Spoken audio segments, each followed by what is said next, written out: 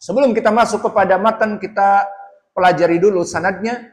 Maka hadis ini adalah hadis yang kedua dari keutamaan orang yang berpuasa doanya diijabahi.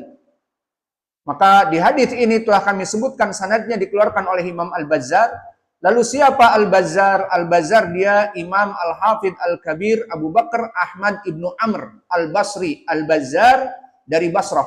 Dan dia mempunyai kitab yang disebutkan dengan Musnad Al-Bazzar.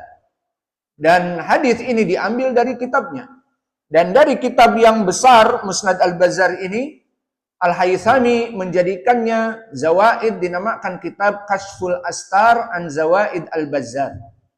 Dan dari guru-guru beliau yang ma'ruf dan dari murid-murid beliau yang ma'ruf, maka guru-gurunya termasuk dari Imam Al-Bukhari, gurunya Amr ibnu Ali Al-Fallas, dan juga Muhammad ibnu Bashar Bundar. Bismillahirrahmanirrahim. Wassalatu wassalamu ala Rasulillah wa ala alihi wa sahbihi wa man walah.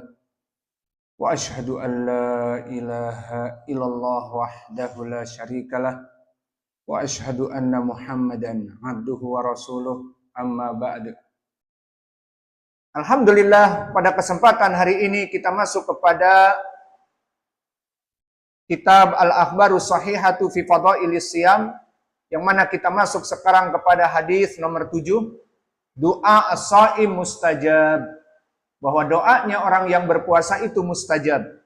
Dan sekarang kita masuk kepada hadis yang ketiga, berkata Al-Imam Al-Bazzar rahimahullah, haddatsana Al-Jarrah bin Makhlad qala haddatsana Muhammad bin Musa haddatsana Ibrahim bin Husaim bin Iraq an abihi an jiddihi an Abi Hurairah anin Nabi sallallahu alaihi wa ala alihi wasallam, salasu haqqun 'ala Allah an la yuradda lahum da'wah, as-shaim hatta yuftir, wal madlum hatta yantasir, wal musafir hatta yarja'. Sebelum kita masuk kepada matan, kita pelajari dulu sanadnya. Maka hadis ini adalah hadis yang kedua dari keutamaan orang yang berpuasa doanya diijabahi. Maka di hadis ini telah kami sebutkan sanadnya dikeluarkan oleh Imam Al-Bazzar. Lalu siapa Al-Bazzar? Al-Bazzar dia Imam Al-Hafidh Al-Kabir Abu Bakar Ahmad Ibnu Amr Al-Basri Al-Bazzar dari Basrah. Dan dia mempunyai kitab yang disebutkan dengan Musnad Al-Bazzar. Dan hadis ini diambil dari kitabnya. Dan dari kitab yang besar Musnad Al-Bazzar ini, Al-Haythami menjadikannya Zawaid, dinamakan kitab Kashful Astar an Zawaid Al-Bazzar. Dan dari guru-guru beliau yang ma'ruf dan dari murid-murid beliau yang ma'ruf, maka guru-gurunya termasuk dari Imam Al-Bukhari, gurunya Amr ibnu Ali Al-Fallas, dan juga Muhammad ibnu Bashar Bundar, dan juga Ismail yang ma'ruf dengan Ibnu Ulayyah, Ibrahim, Ismail Ibnu Ibrahim Ibnu Miksam. Maka di sini semuanya guru-guru dari Al-Bazzar. Dan murid dari Al-Bazzar yang terkenal seperti Sulaiman Ibnu Ahmad At-Tabrani, dan pernah terulang At-Tabrani ini di hadis nomor 9, qala Imam At-Tabrani. Di Mu'jamnya inilah dia murid dari Al-Bazzar yang kita baca sekarang. Maka penting sekali pengetahuan tentang siapa penulis kitab, seperti Al-Bazzar di zaman siapa, At-Tirmidzi di zaman siapa. Maka kita mengetahui guru-gurunya dan murid-muridnya. Maka dari muridnya Sulaiman Ibnu Ahmad At-Tabrani tadi, dan juga dari muridnya yang masyhur Abu Ahmad An-Naisaburi Al-Hakim Al-Kabir.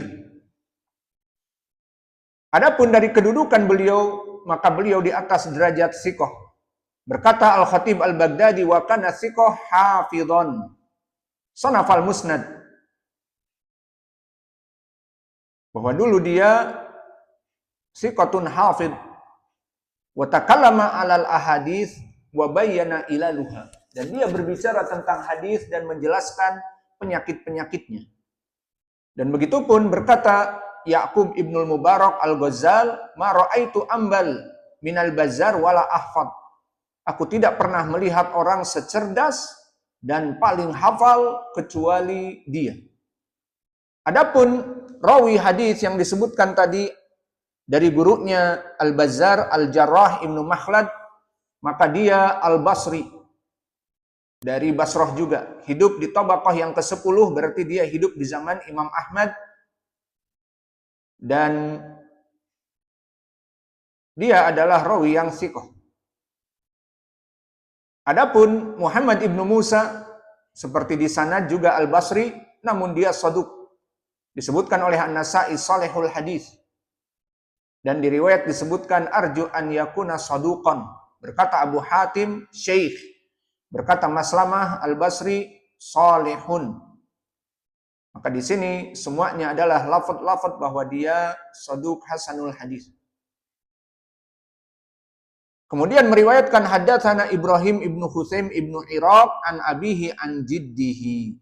Maka ini dinamakan dengan sahifah. Lalu sahifah apa di sini? Sahifah yang sahihah, sahifah yang dhaifah, sahifah yang saduq atau hasanul hadis? Kita jawab sahifah yang dhaifah. Karena ilahnya di dalam sahifah ini Ibrahim ibnu Husaim ibnu Iraq.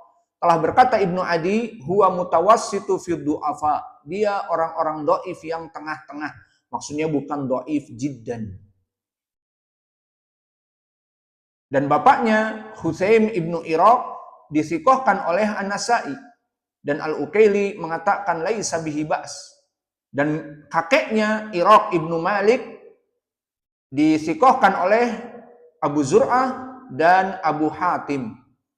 Maka dari sini kita mengetahui bahwa sahifah Ibrahim ibnu Husaim an abihi an jiddihi sahifah yang dhaifah. Dan di sana sahifah yang sahihah seperti an Abi Zinad anil A'raj an Abi Hurairah, dan juga sahifah yang hasan seperti Amr ibnu Shu'aib an abihi an jiddihi, dan sahifah yang dhaif seperti silsilah al-Aufiyin. Maka ini kalau dihafal sangat membantu bahwa sahifah tersebut mudah dihafal dan kedudukannya pun mudah dihafal, sehingga jika lewat dalam pencarian hadis yang antum menjadi muhakkik hadis, pemeriksa hadis, menjadi muhaddis, ketemu sanad seperti ini diriwayatkan oleh sahabat misalnya Abi Hurairah, namun dari jalan Ibrahim ibnu Husaim an abihi an jiddihi, langsung mengangkat bendera kuning bahwa hadis ini atau merah hadis ini dhaif, tidak sahih, seperti itu. Adapun ucapan penulis sahih, ay sahih mada, sahih li ghairih, because di sanad is dhaif, karena Ibrahim tadi. Maka kita katakan sahih bukan dengan sendirinya tetapi dengan jalan-jalan yang lain.